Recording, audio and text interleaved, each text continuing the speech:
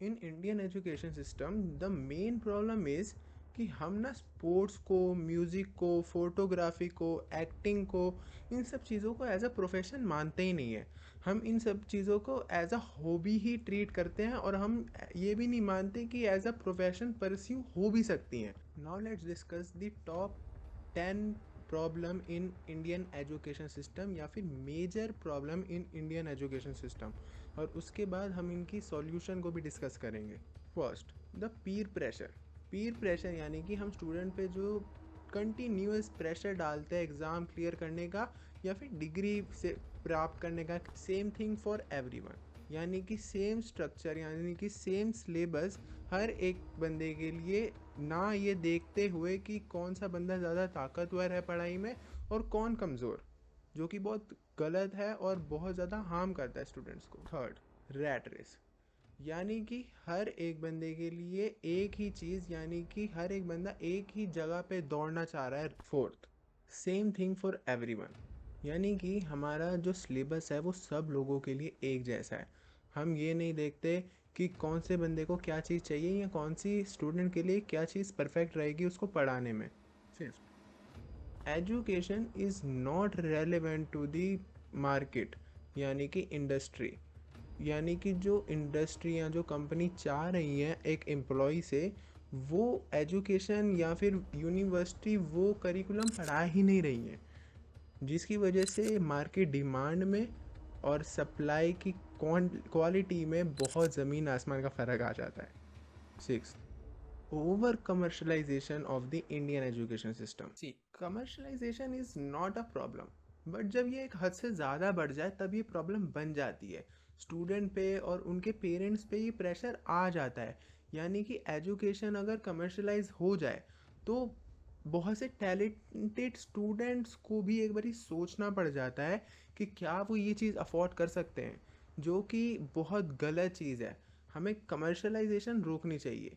But देखा जाए तो जो प्राइवेट यूनिवर्सिटीज़ हैं, प्राइवेट स्कूल हैं, उनको फ़ीस तो लेनी पड़ेगी, बट हमें ये डिसाइड करना पड़ेगा कि कौन सी एक डिसेंट फ़ीस है और कौन सी जगह पे एजुकेशन को कमर्शलाइज किया जा रहा है। Six, getting a job is the ultimate goal, यानी कि एक जॉब पाने के लिए ही लोग पढ़ रहे हैं या फिर एजुकेशन ले रहे हैं या एक डिग्री ले रहे हैं। यहाँ पे बहुत से लोग ये बोल सकते हैं कि आखिर क्यों हम और पढ़ते हैं। एक्चुअल में हम इसलिए पढ़ते हैं कि हम अपनी नॉलेज को गेन कर पाएँ, हम वो चीज़ कर पाएँ जिसमें हमें इंटरेस्ट है। इंडिया जैसे देश में ये करना थोड़ा सा मुश्किल होता है, बट अगर आप वो करेंगे जिसमें आपको इंटरेस्ट है, देन आप उसमें ज़्यादा सक्सेसफुल हो सकते हैं, उसकी प्रोबेबिलिटी और उसके चांसेस बढ़ जाते हैं। इसलिए हमें सिर्फ जॉब पाने के लिए या फिर जॉब दिलाने के लिए स्टूडेंट्स को इंकरेज नहीं करना चाहिए, ये इंकरेज करना चाहिए कि आप नई चीज़ें सीखें, कैसे अपनी स्किल को इम्प्रूव करें। Eight, teaching is not a profession anymore, यानी कि टीचर्स का वो प्रोफेशन नहीं रहा है, वो सिर्फ और सिर्फ अपनी जॉब कर रहे हैं, जो कि बच्चों को पढ़ाने में या उनको सिखाने में कोई इंटरेस्ट नहीं रखते हैं आज की डेट में। Nine, reservation policy. मेरे हिसाब से इंडियन एजुकेशन सिस्टम में रिजर्वेशन पॉलिसी भी एक बहुत बड़ा प्रॉब्लम है, बहुत मेजर प्रॉब्लम है। फिर सवाल वही आता है कि आखिर इन प्रॉब्लम्स को सॉल्व कैसे किया जाए। इतनी प्रॉब्लम्स तो हैं और गवर्नमेंट ने ऐसा भी नहीं है कि स्टेप्स नहीं लिए इसके प्रति, उन्होंने सॉल्व करने की कोशिश करी, बट फिर भी वो डिज़ायर्ड आउटपुट नहीं आता है हमारे एजुकेशन सिस्टम में हमेशा ही। अब वो ग्राउंड लेवल प्रॉब्लम भी हो सकती है और करप्शन भी, लेकिन हमें फिर भी वो आउटपुट नहीं मिलता है जो हमें चाहिए होता है। फिर सवाल वही है कि क्या तरीके हैं।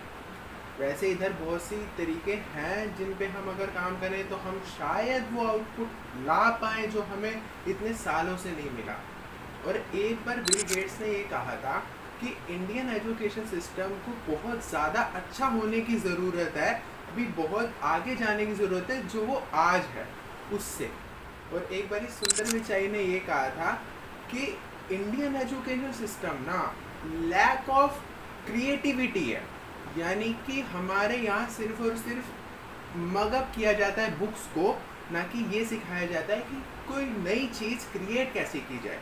सी, पर्सनली ना मुझे ये पसंद नहीं है कि हम ऐसे लोगों की बात सुने जो इंडियन नहीं है या फिर हमारे देश के ग्राउंड लेवल को इतना जानते नहीं हैं।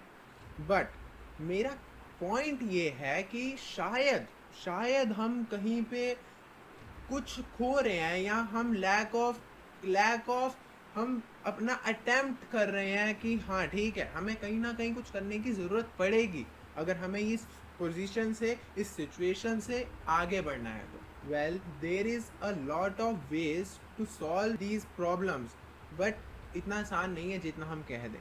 बट फिर भी हम एक बारी वो डिस्कस करते हैं कि वो प्रॉब्लम्स क्या हैं और उनके सॉल्यूशंस क्या हो सकते हैं।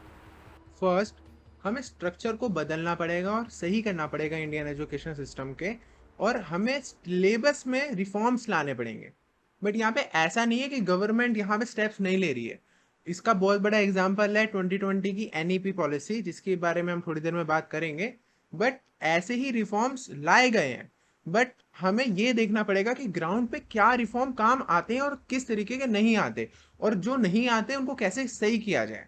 सेकंड, डोंट जज एवरी स्टूडेंट एज सेम, क्योंकि सब लोग अलग होते हैं। हर किसी की कैपेबिलिटीज और एबिलिटीज अलग होती हैं, और उनको हम एक तरीके से जज नहीं कर सकते। हम ये नहीं बोल सकते कि अगर एक स्टूडेंट 90% मार्क्स ला रहा है 12th के बोर्ड्स में, तो दूसरा स्टूडेंट 40 या 50% क्यों ला रहा है, क्योंकि शायद वो सारे सब्जेक्ट नहीं पढ़ सकता एक साथ और इतना अच्छा परफॉर्म नहीं कर सकता, बट मे बी उसके एक सब्जेक्ट में, सपोज कंप्यूटर में, उसके 90 प्लस आ रहे हो जितने टॉपर के भी नहीं आए। ये सवाल हमें अपने आप से पूछना पड़ेगा कि क्या हम ये जो एजुकेशन सिस्टम है उसमें वो आउटपुट ला पा रहे स्टूडेंट्स के लिए भी। Third, stop rat racing. ये स्पेशली पेरेंट्स के लिए भी हो सकता है कि हमें अपने स्टूडेंट्स की एबिलिटी समझनी चाहिए, ना कि सिर्फ और सिर्फ उनको बोलना चाहिए कि mug up the books and clear the exams. ये शायद हमारे बच्चों पे या फिर हमारी आगे की जनरेशन्स पे बुरा असर ही डालेगा। इससे हम वो क्रिएटिविटी नहीं पैदा कर पाएंगे जो हमें शायद इस नेशन को आगे बढ़ाने के लिए चाहिए। Fourth, we need to encourage the teachers कि वो बच्चों को पढ़ाएं और सिखाएं और अच्छे से। और शायद हमें टीचर्स के या टीचिंग के स्टैंडर्ड्स बढ़ाने के लिए हमें एस्पिरेंट्स के, टीचिंग एस्पिरेंट्स के, हमें एग्ज़ाम भी लेने चाहिए। और मैं इधर ये बात नहीं कर रहा हूँ कि हमें पेपर के एग्ज़ाम लेने चाहिए, I am talking about practical exams. क्योंकि पेपर के एग्ज़ाम तो वो शायद बीएड की डिग्री पास करके भी लेके, मतलब दे चुके हैं। हमें प्रैक्टिकल एग्जामिनेशन लेनी चाहिए टीचर्स की, और देखना चाहिए कि वो स्टूडेंट्स को पढ़ाने लायक है भी, और उसके बाद हमें उनको जॉब देनी चाहिए। क्योंकि एक बीएड की डिग्री के बेसिस पे हम ये नहीं बोल सकते कि क्या एक बंदा टीच कर सकता है किसी को कि नहीं, क्योंकि आफ्टर ऑल वो भी शायद एक अनपैशनेट टीचर ने ही साइन करी है वो डिग्री। फिफ्थ, शायद जो रिजर्वेशन पॉलिसी है वो हमारे स्टूडेंट्स को या एस्पिरेंट्स को डिस्करेज कर रही है, या फिर वो हमारे उन स्टूडेंट्स पे प्रेशर बढ़ा रही है और अच्छा परफॉर्म करने के लिए। According to me, the reservation on caste is not accurate anymore. मेरे हिसाब से हमें इकोनॉमिकल रिजर्वेशन देनी चाहिए अगर वो इतनी ही ज़रूरी है तो। अब ये जो टॉपिक है बहुत ज़्यादा डिबेटेबल है, इस पर बहुत देर तक डिबेट हो सकती है, इसलिए मैं इसको यहीं पे छोड़ना चाहूँगा। आप मुझे कमेंट करके बताएं कि क्या ये जो टॉपिक है, या फिर हमें कास्ट पे रिजर्वेशन देनी चाहिए, या फिर इकोनॉमिकली हमें रिजर्वेशन देनी चाहिए, या हमें रिजर्वेशन की पॉलिसी या फिर ये हटा ही देनी चाहिए।